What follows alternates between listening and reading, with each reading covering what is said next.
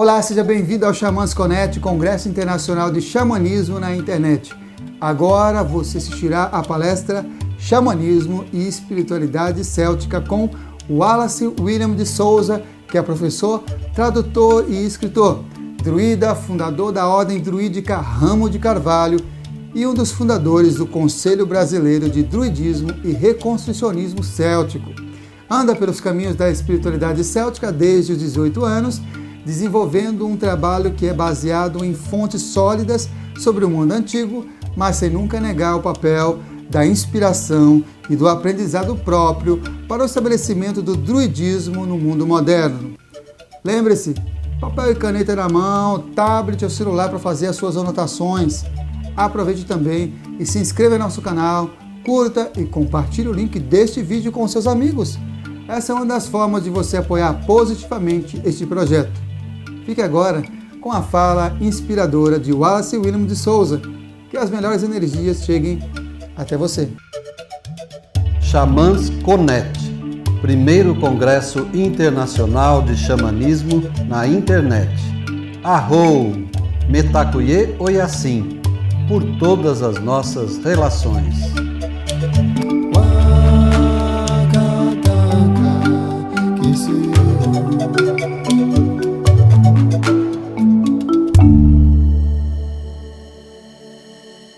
Bom, meu nome é Wallace William de Souza, como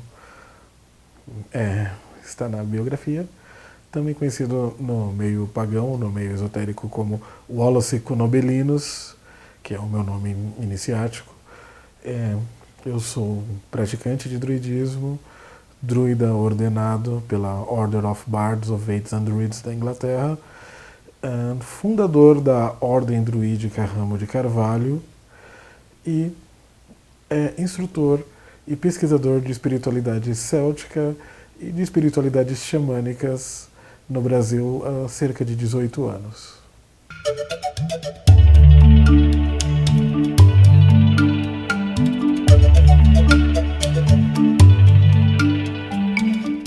O xamanismo, na visão que me foi ensinada, é um conjunto de espiritualidades antigas de características animistas que partilham práticas, técnicas e crenças em comum que envolvem a crença na sacralidade da natureza, nos ciclos da Terra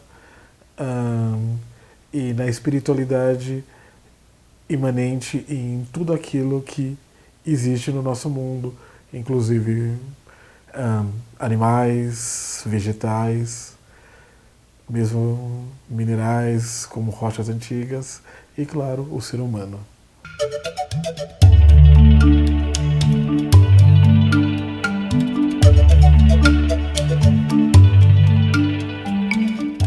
Bom, os celtas, como nós o conhecemos, foram povos antigos que habitaram a Europa Central entre os períodos entre 800 a.C.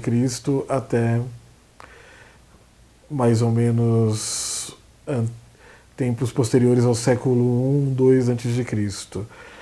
Eles habitaram principalmente a região da Europa Central, onde hoje são a França, a Península Ibérica, de Portugal e Espanha, Grã-Bretanha e Irlanda, mas se espalharam também por outras regiões, como regiões da Polônia, sul da Alemanha, norte da Itália, e chegaram até mesmo a ter uma colônia na região da Galácia, na Turquia.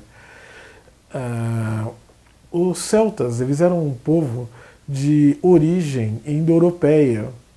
Isso quer dizer que eles possuíam um parentesco que era, se não próximo, mas ao menos antropologicamente e arqueologicamente dizendo, um parentesco existente com as outras culturas do mundo ocidental, tais como os germanos, tais como os romanos, os gregos, e também com algumas culturas do mundo oriental, como os Kalasha do Afeganistão e a cultura da Índia do período védico.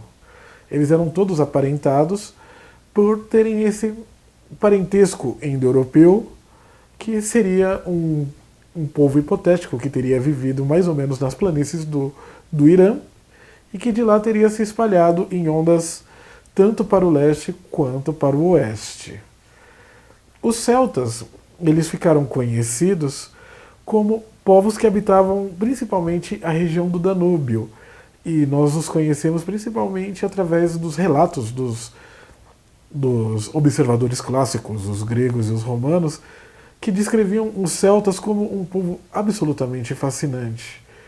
Como muitas vezes eles estavam em conflito, nós vemos algumas discrepâncias entre as descrições. Então, em muitos aspectos, nós vemos os celtas como um povo absolutamente guerreiro, como um povo bastante belicoso, e muito provavelmente era, pois estamos falando da Idade do Ferro, uma época bastante brutal. Mas também vemos os celtas como um povo que apreciava a filosofia, que apreciava as celebrações, o bem viver da vida. Os celtas como um povo que tinha entre os seus homens sábios os bardos, ou seja, tinham a poesia e a música como algo a ser extremamente valorizado, que possuíam que davam às suas mulheres, que as suas mulheres tinham um enorme grau de liberdade comparadas com as mulheres de Roma ou da Grécia, e que também possuíam uma reverência muito sincera e pela natureza nas suas crenças. Essas crenças que, inclusive, seriam propagadas principalmente pelos druidas, que seriam, nós costumamos chamar os druidas de os sacerdotes dos celtas, mas talvez a forma mais correta de designá-los seja como a casta erudita do povo celta. Por quê? Eles eram sacerdotes? Eram sacerdotes, com certeza, mas também eram professores, historiadores, juízes, magos, astrônomos, astrólogos, herboristas e diplomatas, e eles eram basicamente todo o repositório de conhecimento que o povo celta tinha de forma erudita. Eles conheciam as leis, eles conheciam os reis, eles conheciam os costumes, eles conheciam as lendas e eles conheciam os ritos. E por isso os druidas eram essenciais à vida dos povos celtas.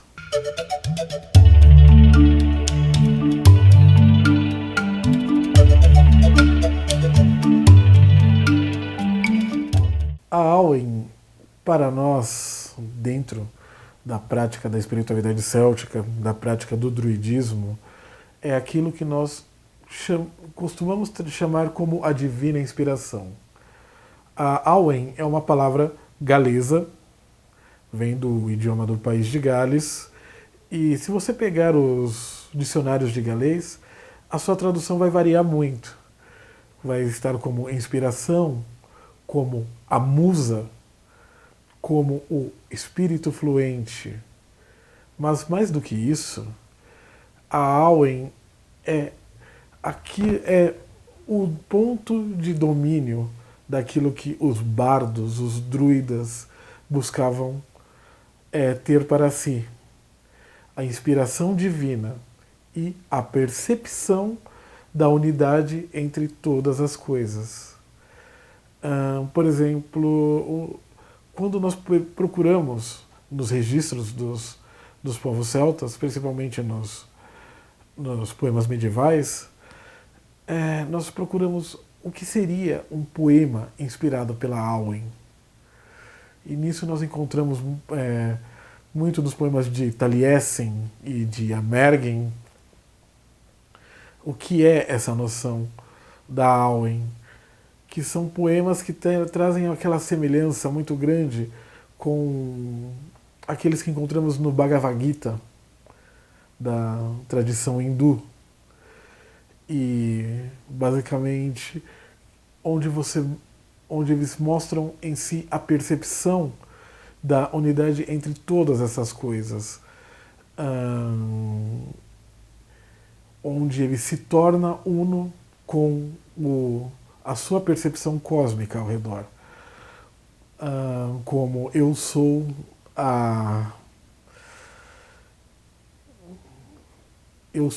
o raio de sol, eu sou a mais bela das flores, eu sou a colina dos poetas, eu sou o javali em batalha, eu sou a ponta da lança, eu sou a corda da harpa, eu sou o lago em uma planície. A ideia da Awen é que ela seja a suprema ciência, a inspiração e a percepção da união entre todas as coisas. Talvez o melhor exemplo sobre a Awen seja a lenda de Taliesin, onde após ele receber a divina inspiração da Awen através do caldeirão de Queridoin, ele é testado por ela, uma antiga deusa, sobre estar presente em cada um dos 3 reinos.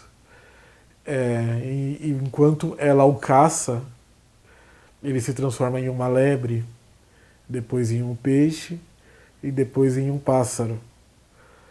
Ou seja, animais dos 3 reinos, da terra, do céu e do mar.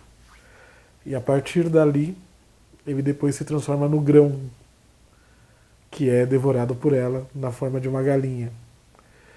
E o grão é a forma embrionária do eixo dos mundos. Por quê? Porque a forma de vida vegetal das árvores, do trigo, das colheitas, ela é a união entre os 3 reinos em um. Suas raízes bebem do subterrâneo, do reino aquático. Seu caule cresce na terra, mas sempre em direção aos raios de sol no céu. Quando ele se torna a forma embrionária do grão, ele está na forma embrionária daquilo que mostrará a união dos 3 reinos em um lugar só.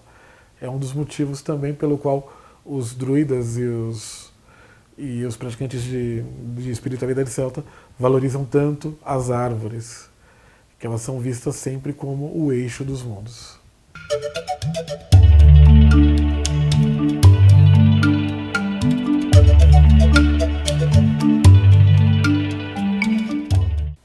O paganismo, nós conhecemos a sua origem através da língua, né? Por quê? Os pagani, originalmente, eram os camponeses que viviam dentro do Império Romano. Eram aqueles que viviam longe das metrópoles e que, por isso, eles viviam no campo. Esses camponeses eles eram diferentes dos demais romanos? Em alguns aspectos, sim.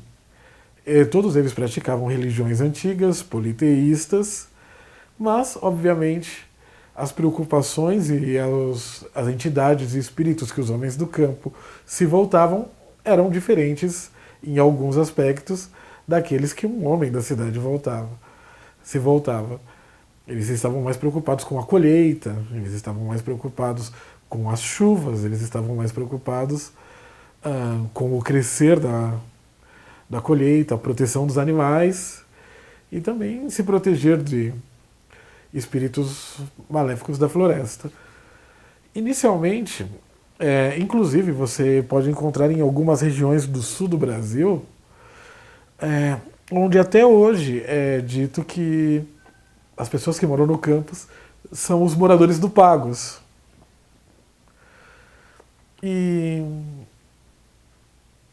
Essa noção começou a mudar com a chegada do cristianismo, porque pelo motivo que as populações que estavam nas cidades, sob a influência da Sé romana, elas se convertiam ao cristianismo muito mais rápido e com muito mais completude do que as populações que estavam no campo, longe das autoridades eclesiásticas mais rígidas. E que essas populações campesinas, elas acabavam mantendo muito das suas práticas anteriores pré-cristãs. Porque se o padre ou o bispo não estivesse olhando, durante os últimos séculos, fazer um trabalho mágico para uma certa entidade era normal para eles. Então, foi com a chegada do cristianismo que o significado de paganismo acabou mudando, assim, ainda se referindo aos homens do campo, mas que começava a se referir especificamente à religião, não apenas ao lugar. Hoje em dia, nós já temos um reconhecimento de que o paganismo representa não apenas religiões antigas, mas religiões vivas, existentes hoje, modernas, e que são praticadas por milhares, milhões de pessoas ao redor do mundo, que são simplesmente religiões que percebem a sacralidade da terra e a sacralidade dos ciclos da natureza. Então, hoje em dia, nós temos uma nova definição de pagão. E ela difere um pouco das antigas, mas ela evita também um certo tipo de um certo grau de termo pejorativo que poderia ter nos termos originais.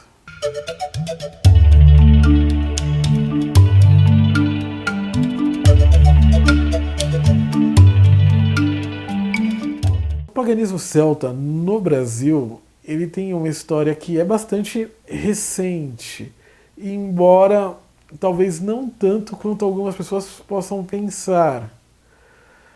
Em si, o paganismo celta, quando nós estamos falando do paganismo celta, nós estamos falando sobre uma miríade de vertentes de espiritualidades, que não são apenas uma, mas que aquela que é a mais conhecida, de fato, é o druidismo. E o druidismo ele chegou no Brasil em meados dos anos 70, com Septimus Morosini, que os deuses o tenham, ele já partiu desse mundo, e que ele pertencia a um colégio druídico francês, o Colégio Druídico das Galhas, e que trouxe a sua primeira vertente para o Brasil. E naquela época, era uma época muito mais complexa do que hoje, talvez pessoas mais jovens nem tenham noção disso, mas era uma época que sem internet era muito difícil com que as pessoas ficassem sabendo sobre o que acontecia, ou onde encontrar material e como as coisas funcionavam. Existiam livrarias que apenas algumas pessoas conheciam, como a afinada livraria Horus, que ficava em um prédio na região da Paulista, que apenas as pessoas que conheciam frequentavam. E nisso, o paganismo ele acabou crescendo de uma forma muito devagar no Brasil, até mais ou menos a chegada dos anos 90, quando ele começou a aparecer mais na mídia. Um dos grandes motivos para isso também foi a versão adaptada para o cinema de As Brumas de Avalon, que chamava a atenção de muitas pessoas sobre a visão que era apresentada pela Marion Zimmer Bradley da sociedade céltica e da sua visão das lendas arturianas. E nisso acabou gerando um enorme interesse pelas pessoas, pelas tradições célticas, e mais material começou a crescer. E enquanto isso, grupos foram nascendo, tanto do druidismo quanto de outras vertentes da espiritualidade céltica. Grupos foram nascendo, grupos foram morrendo também com o tempo. Mas o crescimento do paganismo celta ele tem sido constante no Brasil, e talvez o grande ponto de virada do paganismo celta no Brasil tenha sido em 2009, 2008, 2009, quando o druida Geisos, que hoje mora em Portugal, ele teve a ideia de unir as diversas vertentes da espiritualidade celta em uma entidade coordenadora, que é o hoje existente Conselho Brasileiro de Druidismo e Reconstrucionismo Celta, que é uma entidade no qual nós nos reconhecemos como diferentes vertentes de uma espiritualidade comum.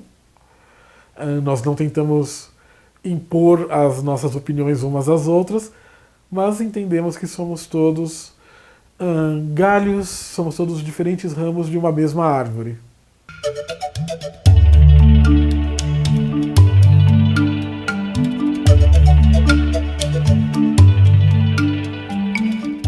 A Ordem Druídica Ramo de Carvalho ela foi fundada em 2009 por mim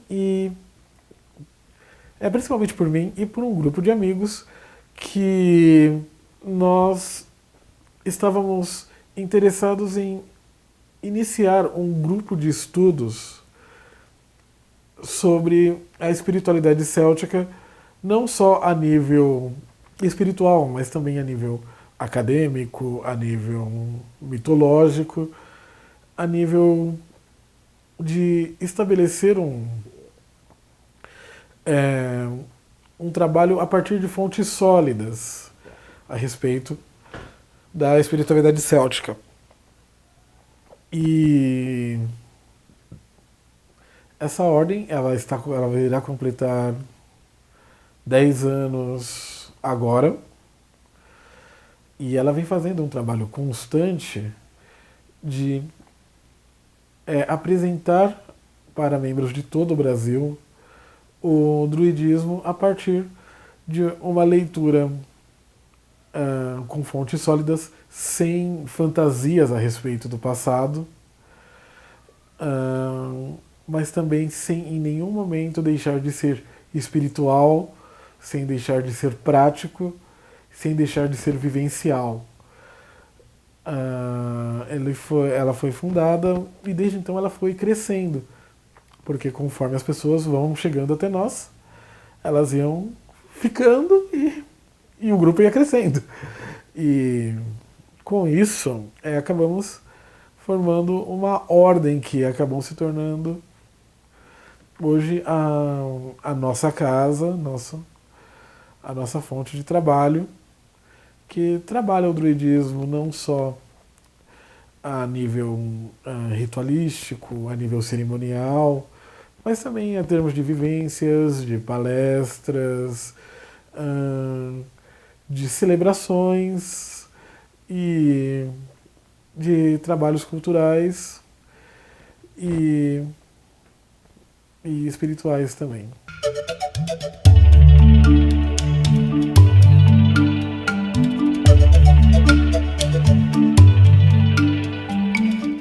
Essa é uma questão um pouco complexa, porque normalmente cada ordem tem seu próprio padrão. As ordens antes de tudo devo dizer, o druidismo ele renasceu faz cerca de 300 anos ou quase isso. Em uma época em que havia ainda muitos tabus sociais na Europa e também não havia tanto conhecimento arqueológico ou histórico como nós temos hoje também. Então, esse druidismo do Renascimento, como costumamos chamar, ele assumia para si diversas liberdades históricas para tentar explicar a sua própria estrutura. O que não estamos em nenhum momento dizendo que é inválido, mas que pode não corresponder a como era historicamente no passado. E nisso, a grande maioria das ordens druídicas, elas se dividem em 3 graus, que são o grau do bardo, aquele que conhece os mitos, as lendas, a poesia, a música e as técnicas de transe, de meditação, de guiar meditações e de guiar jornadas visionárias ao outro mundo. O grau dos vates, que seria dos profetas, dos videntes, das pessoas que conhecem os oráculos, que conhecem os caminhos de tentar ler as linhas do destino, mas que também são conhecedores da natureza, são filósofos da natureza, são herboristas, são conhecedores de remédios naturais, aqueles que conhecem o segredo das plantas, dos ciclos da terra, das árvores, e também oficiantes de rituais, aqueles que fazem os sacrifícios, que fazem as oferendas, que oficiam os rituais. E os druidas, que seriam o grau mais alto, seria os sábios, os filósofos, também conhecedores da natureza, os sacerdotes, os líderes rituais e os portadores dos mais altos conhecimentos. Nas ordens druídicas francesas, por exemplo, existe uma divisão muito interessante que, para eles, uma pessoa é habilitada a se transformar em druida quando ela acumula o posto de bardo, quando ele acumula os conhecimentos do bardo e do vate. Na ordem druídica Ramo de Carvalho, pela nossa vez, nós não colocamos as três sendas de forma hierárquica, mas sim como postos, como cargos que cada pessoa assume dentro do nosso trabalho, da nossa ordem. Eles não são colocados de forma hierárquica e cada um tem a sua própria linha de estudos, cada um tem os seus próprios conhecimentos. E além disso também nós temos sendas de estudos para aqueles que não gostariam de seguir um caminho sacerdotal, porque o caminho do sacerdote ele exige muita responsabilidade. E muitas pessoas podem não desejar essa responsabilidade para si. E é um direito de todas as pessoas não desejar essa responsabilidade para si. Então nós também temos caminhos dentro da ordem druídica Ramo de Carvalho para aqueles que não desejam praticar de forma sacerdotal, tais como os guerreiros, os cultivadores, nos feiticeiros, para aqueles que gostam de trabalhar com a parte mágica, e outros, os artesãos. Mas, no geral, as ordens druídicas elas possuem uma grande variedade de forma de se organizar. As que eu citei são apenas as mais comuns e aquelas que nós adotamos na ordem druídica Ramo de Carvalho.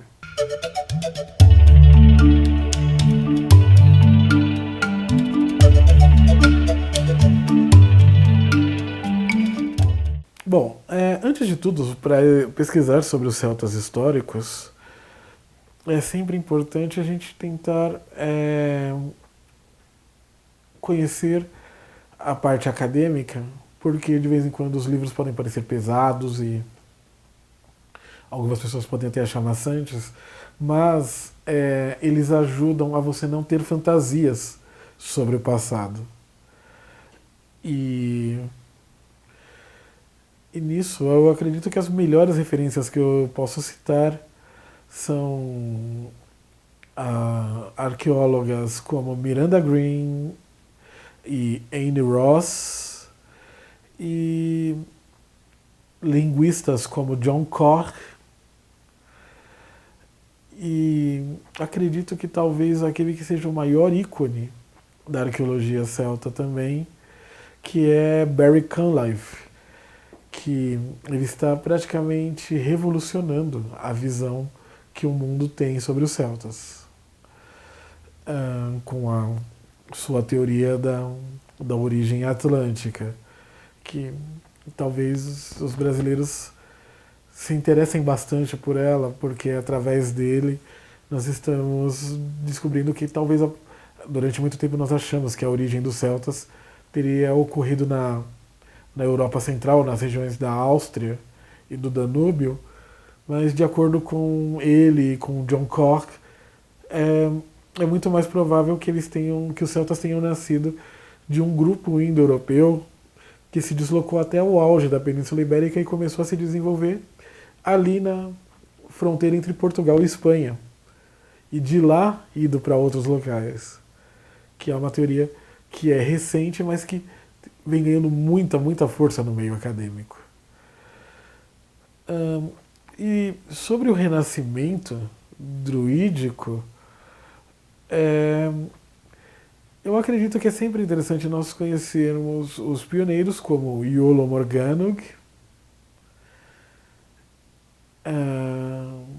e também os druidas atuais, principalmente homens como Ian Corrigan, Erin Rowan Laurie e John Michael Greer. No Brasil, nós temos poucas publicações sobre o assunto disponíveis, mas eu gostaria muito de indicar os livros do Marcelo Pasqualin, da Clareira Druídica à Borda do Campo, de Leoni Moura, que lançou um compilado fantástico sobre a mitologia irlandesa, e Oswaldo Feres, que trabalhou um belíssimo livro sobre o Wogan, o oráculo dos druidas, o alfabeto das árvores.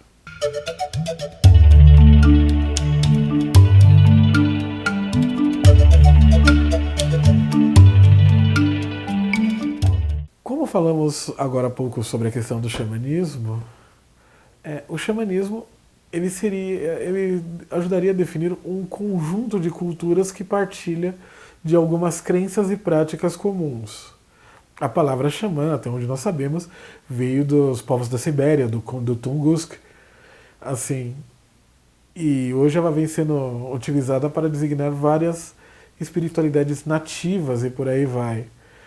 E existe até uma certa controvérsia sobre o uso do termo xamanismo celta, xamanismo de qualquer outro lugar que não seja da Sibéria, porque as culturas nativas têm seus próprios nomes para os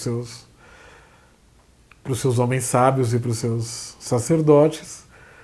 Mas eu acredito que o termo xamanismo ele serve para designar o ponto de semelhança que essas culturas possuem. Que elas são animistas, elas possuem uma profunda ligação com a natureza e elas possuem certas práticas que são semelhantes ou aparentadas. Então, existe o xamanismo celta.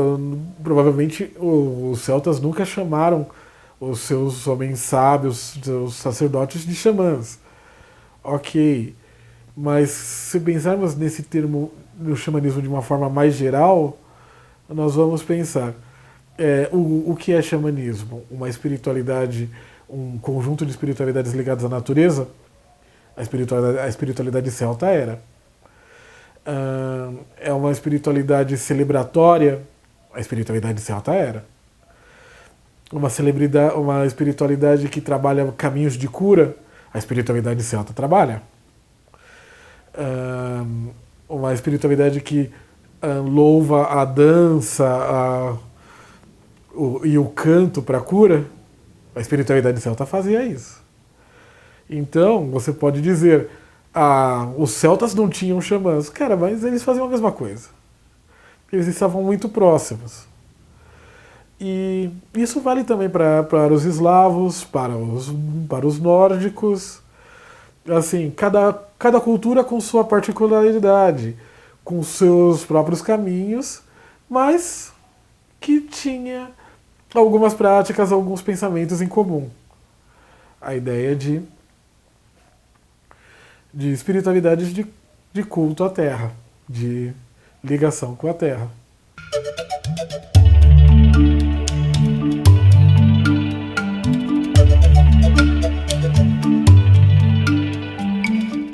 A espiritualidade céltica é, antes de tudo, mais do que tudo, anímica. Ela é uma espiritualidade animista, na qual é possível você encontrar, reconhecer existência espiritual em tudo aquilo que é presente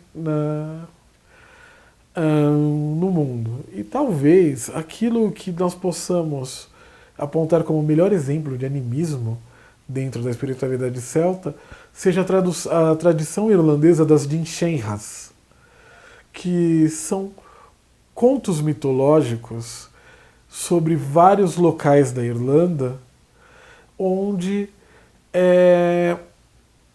você percebe que para os nativos da Irlanda do passado, vocês podiam perceber que cada colinazinha, cada pequena estrada, cada pequena pedra, cada árvore, ela tinha uma lenda associada a si, ela tinha um espírito associado a si, e que ali, para eles, na visão deles,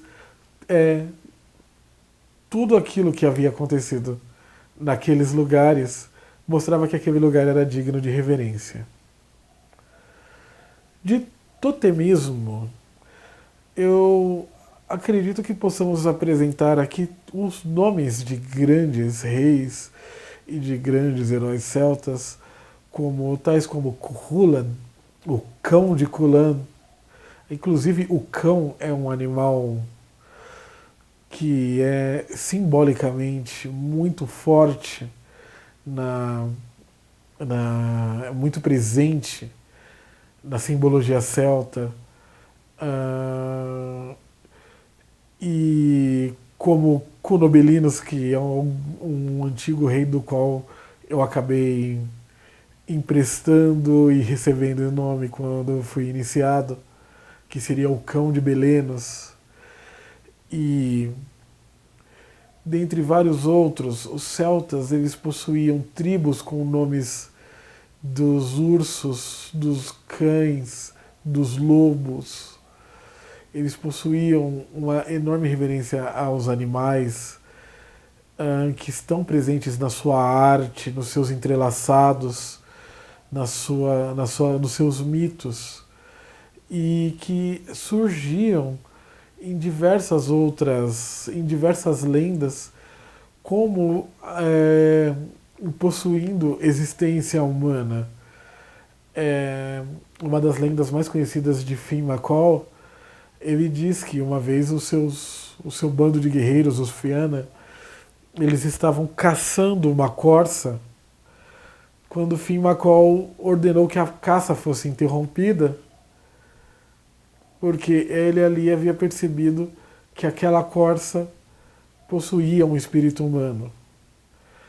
E a cultura celta possui diversos animais simbólicos, como o cavalo e o cervo são representantes da realeza, do poder temporal, da nobreza, da liderança, os cães como guardiões, as corças como guardiãs do outro mundo, e dentre vários outros animais. E o último são os estados de transe. Os estados de transe, eles são algo absolutamente presente em diversas práticas da cultura celta, inclusive algumas com uma semelhança imensa com a de algumas tribos nativo-americanas da América do Norte. Algumas tribos da América do Norte, os indígenas, eles utilizavam de peles de touro durante as suas danças ritualísticas, para entrar em estado de transe e assim fazer a jornada ao outro mundo. Essa prática existia entre os povos celtas da Escócia, onde eles se vestiam com a pele de touro e se posicionavam debaixo de uma cachoeira na Escócia, ou seja, devia estar uma água bastante gelada, e ficavam entoando cânticos e invocações até fazerem jornadas ao outro mundo. Então, o transe, o êxtase espiritual, a jornada visionária para o outro mundo é uma parte importantíssima e plena da espiritualidade céltica.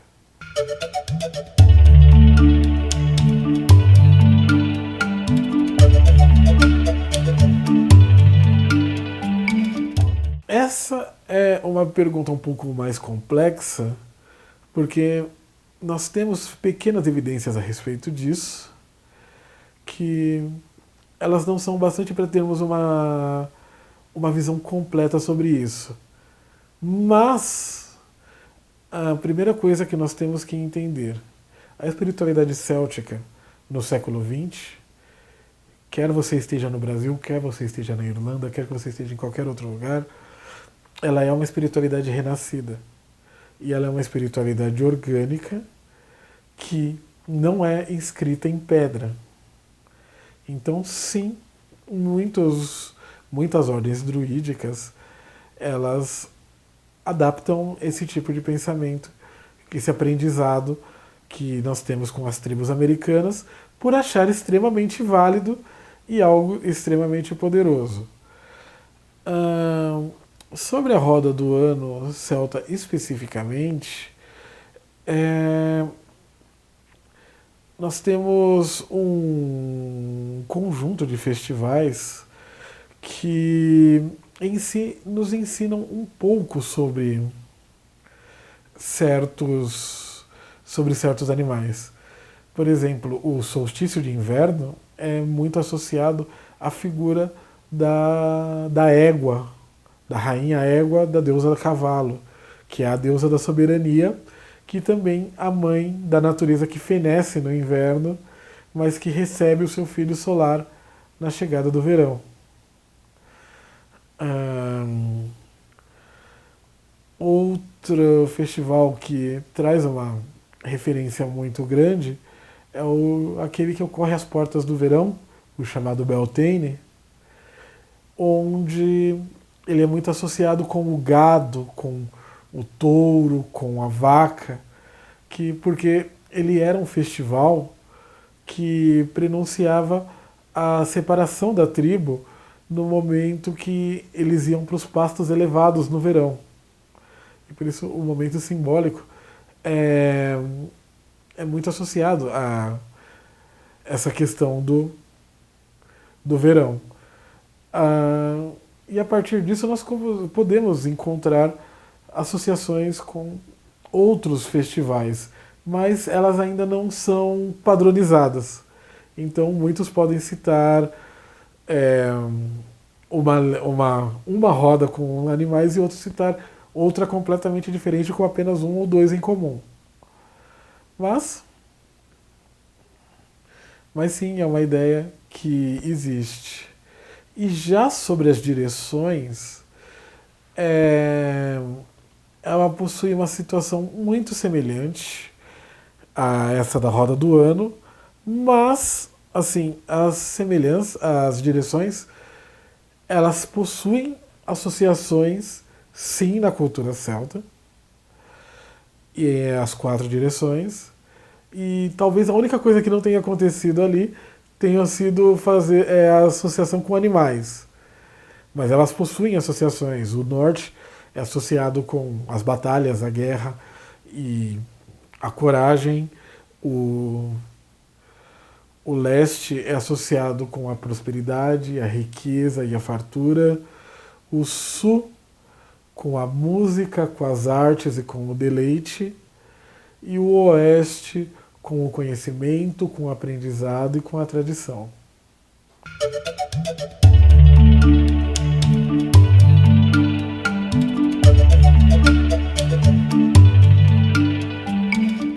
Eu acredito que talvez a lenda mais inspiradora que eu possa contar para esse projeto, que é um evento de xamanismo, tenha a ver com o resgate de Mabon, que nessa lenda os guerreiros do rei Arthur precisavam resgatar um garoto perdido chamado Mabon, que nós no estudo mitológico sabemos que se tratar de uma deidade. Mabon, o grande filho de Modron, a grande mãe. E esse filho havia sido sequestrado e separado da sua mãe com 3 dias de vida, e desde então não havia sido visto. Mas a profecia dizia que os soldados do rei Arthur, os cavaleiros do rei Arthur, só poderiam encontrar um antigo javali se eles encontrassem primeiro Mabon. Então eles passaram durante muito tempo viajando pela Grã-Bretanha, pela ilha da Britânia, e não haviam achado sinal de Mabon. Até um momento em que eles chegaram e foram procurar um pássaro. E o pássaro, quando eles encontraram o pássaro, havia uma pedreira ao redor do pássaro. E quando eles perguntaram ao pássaro se eles havia conhecido, se esse pássaro conhecia Mabon, o pássaro disse: "Veja, homens de Arthur, essa pedreira que vocês veem aqui ao redor, quando eu cheguei aqui, ela era apenas uma única grande rocha. Desde então, todos os dias eu venho e bico essa rocha. E hoje ela é esse grande amontoado de pedras. E em todo esse tempo que eu estive aqui, eu nunca ouvi falar de Mabon. Mas eu vou guiar vocês para um animal mais velho do que eu." E ele guiou os homens até uma coruja. E a coruja, eles perguntaram à coruja se coruja sabia onde estava Mabon. E a coruja disse: "Olha, vocês estão vendo essa floresta ao meu redor? Quando eu cheguei aqui, ela era um descampado. Uma floresta cresceu ao redor e ela foi totalmente derrubada. Outra floresta cresceu ao redor e ela foi totalmente derrubada.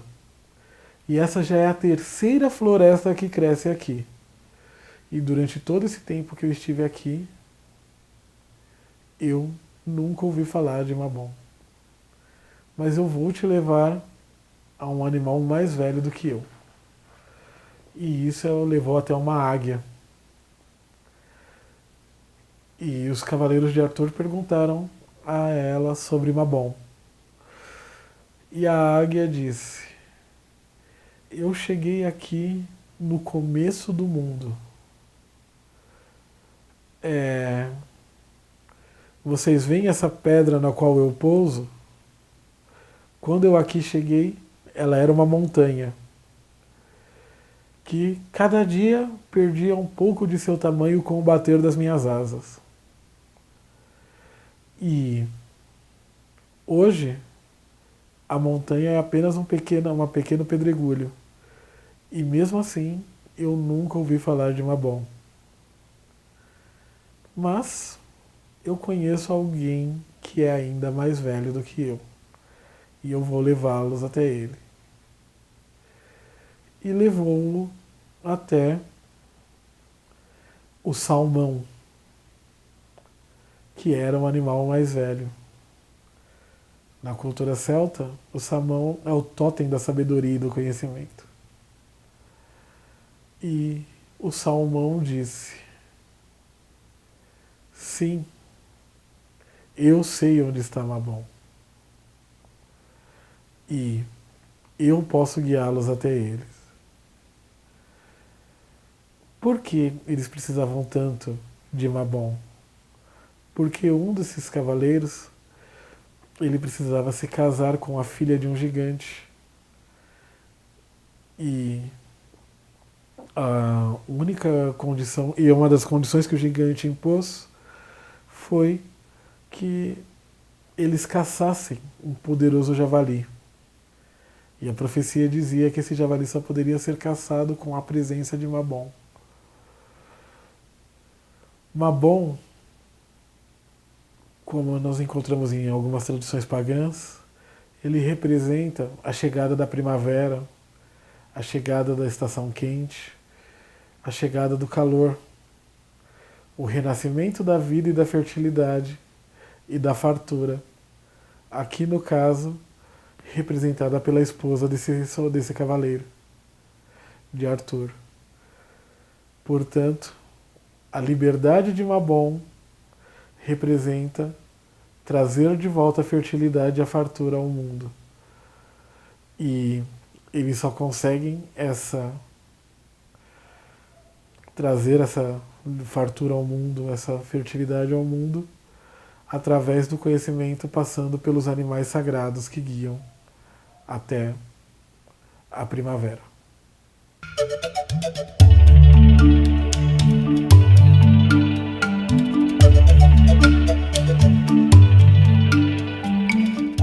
Eu agradeço a todos pela atenção. Espero que esse vídeo tenha agregado alguns conhecimentos interessantes às pessoas, aos que assistiram, e de certa forma também tenha sido proveitoso. E eu gostaria muito de desejar a todos que as bênçãos da terra e dos ancestrais estejam com todos nós e que a divina inspiração sempre nos acompanhe. Gostou da palestra? Se você chegou até aqui, provavelmente sim. Sou Samuel Souza de Paula, idealizador do Xamãs Connect, Congresso Internacional de Xamanismo na Internet, e autor do livro Práticas Bioxamânicas, Despertar das Capacidades Interiores. E é uma alegria saber que está prestigiando este evento, onde grandes condutores xamânicos compartilham as melhores práticas para o reconhecimento do seu poder pessoal, manter melhores relacionamentos, desenvolver sua espiritualidade e ampliar sua consciência com dicas, jornadas, segredos e um conteúdo imperdível. Deseja apoiar e se beneficiar ainda mais com esse projeto? Acesse ao site xamansconnect.com.br e informe-se que as melhores energias cheguem até você. Arro Mantaku Yoyasi por todas as nossas relações.